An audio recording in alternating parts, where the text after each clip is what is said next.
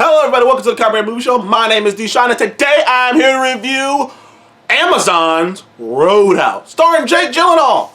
This is fun. Roadhouse is a fucking classic. It's one of those weird, I guess it'd be considered a cult classic. It's one of Patrick Swayze's, the great Patrick Swayze's most iconic films. It's one of my grandmother's personally favorite films, so Roadhouse holds a special place in my heart. You know, everybody remembers old Dalton going to Missouri and laying down the law, one footing motherfucker's ass at a time. Like, it was great. Like, Roadhouse, like the original 1989's Roadhouse was a classic, and in that movie, Dalton was this is a different movie, the new one. The new one, it updates it, and it does its own thing at the same time. Like, the basic premise is the same. A guy named Dalton, there's this bar that's having real bad trouble.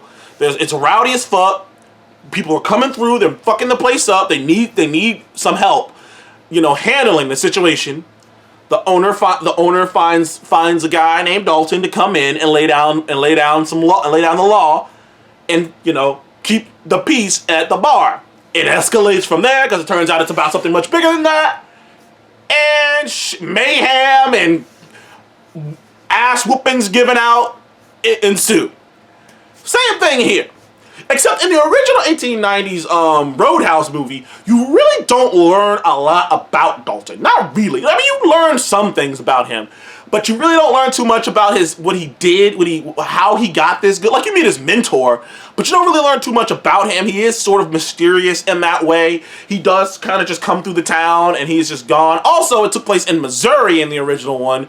So, it just kind of happens. Shit just kind of happens. And the original one was about them trying to build a mall in that area, and where this one is about something else. So this version takes place in the Florida Keys. Takes place in the Florida Keys. And this version of Dalton is a former UFC fighter. He's a former UFC world champion fighter, and he fucked up a long time ago and ruined his career, and not only did it ruin his career, it ruined his mind, it ruined his spirit. So he's kind of a broken man. He's not like Dalton. See, that's the difference too. The original Dalton, he just came on to take a job. Like the original Dalton and the original Roadhouse, he had a reputation. Like, they heard about his rep and they went and got him. He had a reputation for being that dude who you want to be the bouncer at your bar to keep the peace.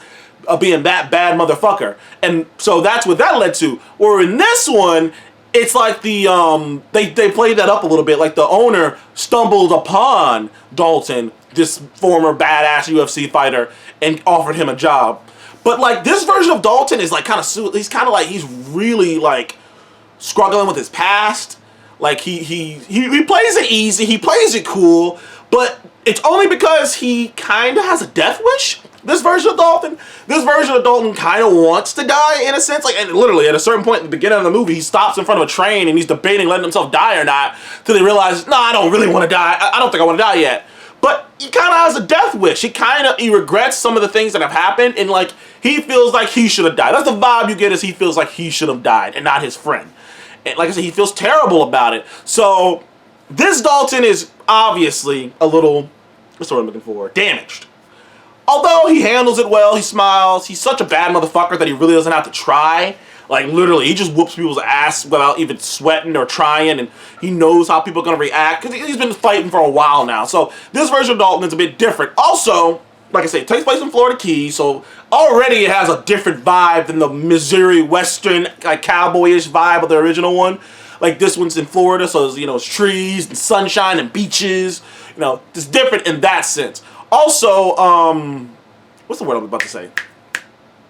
Shit. The villain wants the bar removed for a different reason. Instead of, because the original one was about a mall, which is so funny when you think about it. Like, in the late 90s, late 80s, early 90s, everyone was all these businesses and stuff are so scared of malls, of people building malls in places. And nowadays, malls get shut down all the fucking time. It's kind of weird. It's like a weird cycle of things. how things work out. It's sort of weird. But either way, that one was about a mall. This one is about condos being built in this area. And of course, the owner's like, fuck this business has been in my family for generations.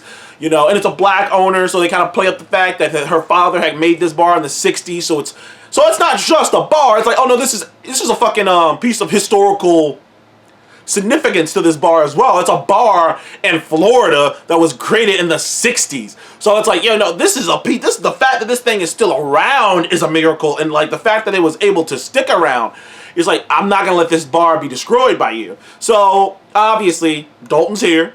Dalton's laying the law. I mean, like I said, it's not too complicated. It's not too complicated. This video probably ain't gonna be that long. Jake Gyllenhaal does a great job as Dalton. He plays him with this coolness, this cool, like, that's the best thing I can say about this character. He plays it with this coolness, he knows he's a bad motherfucker, like, but also there's the suicidal part of him that's like, even if I'm wrong, I'm not gonna be sad, oh, I just died. Like, that's the vibe you get off of him. That's why he's always just so calm and cool and collected, because he's like, one, there's not many people I can't whoop, there's not many people I couldn't whoop their ass. Two, even if I'm wrong and I die, whatever. You know, that's just the vibe you get off of him. So it's an interesting character to follow as he tries to, I guess, reconcile with his past while dealing with these situations that's happening in front of him.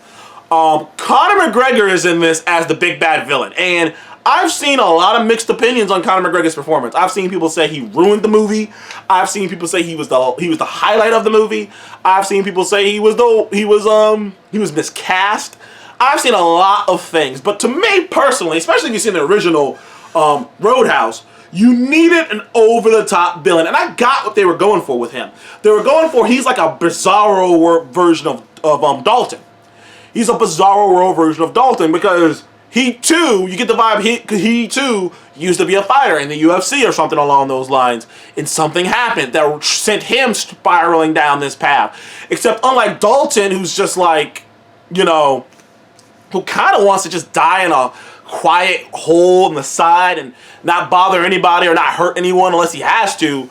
Unlike him, Knox, played by Conor McGregor, wants to burn the world down with him. Like, that's the vibe you get off of him. He's a bad motherfucker. He kind of wants to die too, and he's gonna burn the world down with him if he can. So like, they're just like the flip side of this same fucked up, broken coin.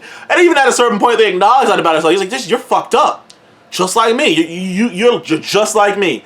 You know, except Knox embraced the craziness. Kind of like a Wolverine and, I know I'm a Marvel guy, so I can't help myself. Kind of like a Wolverine and, Sabretooth situation. They're both animals, but Wolverine was like, I can't be that all the time. I could be better than that. While Sabretooth was like, I'm cool being an animal all the fucking time. That's their kind of like, so I did like the dichotomy between the two, the physical villain and the hero is, they're like this flip side of the same fucking coin, except one embraced it and one didn't. And in the end, that kind of ended up being his undoing.